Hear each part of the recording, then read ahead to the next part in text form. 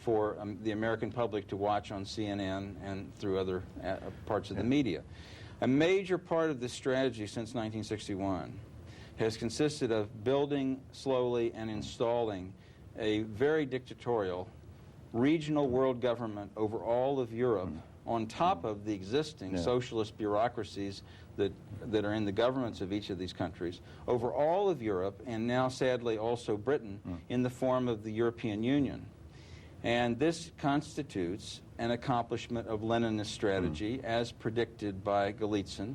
And of course, while the KGB had infiltrated all the European governments and the British government, as they had infiltrated the American CIA and other parts of the United States government, in addition to that, the current treaty arrangements between the European Union based in Brussels and the new Russia mean that there's even further, tighter Soviet and KGB control over the foreign policy of this new globalist regional government that controls Russia, that controls Europe, and controls Britain. I don't disagree with any of that. One of the important things that Golitsyn teaches us in the perestroika deception is that it doesn't matter who wins an election, the communists always win. Now, the reason for that is that every single political activist you see on the Moscow stage, if you can be bothered to see what's going on, because, by the way, the TV cameras are only focused on Moscow. Right. You never see what's going on in Leningrad or in Tbilisi or in Alma-Ata or anywhere else, only Moscow. That's where the controls take place, because all the other so-called, you know, free republics now, they're controlled, of course. These republics, you know, they're still Stalinist states, almost entirely. There's hardly any, I don't think there are any exceptions to that. But this business of controlling all the political parties and allowing them to adopt different names, you know, this was a conscious policy which was laid down by Gorbachev and Yeltsin at the 28th Party Congress in July 1990. Both Gorbachev and Yeltsin made speeches in which they said to the comrades, now is the time to follow whatever path you feel would be most appropriate. In a nutshell, that's what they said. We have the two quotes in my book, the European Union Collective.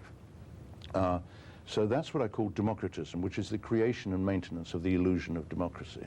Now, that pattern is being implemented in the European Union because by various means, almost all the participants, even at national level, in the political process, are selected for the job or are, you know, appointed or are chosen. Now, it's quite difficult to explain this, but in Britain, there's an extremely lethal piece of legislation which requires all political parties to register at a central registration point.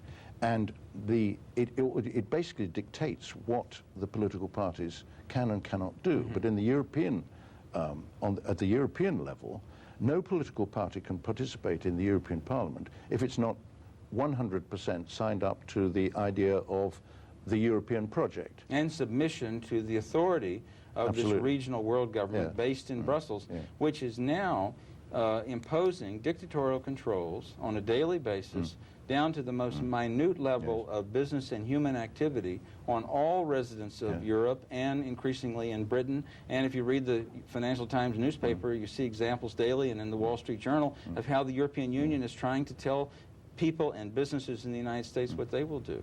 That's quite true. When Gorbachev visited London briefly for a day on the 23rd of March 2000, and during that visit he made a statement which I repeated at every opportunity. He acknowledged and stated that the European Union is the new European Soviet, and I quote. That's what it is. Now, let me describe the European Union, what it really is. It is a political collective. So all these British politicians who constantly talk about the need to be in the center of Europe and the need to influence, you know, for Britain's great experience to be used for the benefit of the Europeans so that they, you know, so that we can influence what they do, are completely wasting their breath. They are insulting our intelligence. This is a political collective. In a political collective, decisions are taken collectively. No individual nation can take any decisions. Now, So it destroys the sovereignty completely of all the individual nations. We have no sovereignty.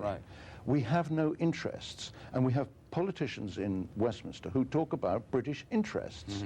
We have delegated and collectivized those interests. Now, there are a few residual peculiar exceptions. For example, there's a thing called the Common Foreign and Security Policy, which is part of the collectivization process. Well, Britain flouted that policy by joining the United States in respect of this Iraqi operation. But we shouldn't have done that. The Europeans didn't know what to do and threw up their hands in horror. But this will probably be the last chance we'll have if we don't get out of it.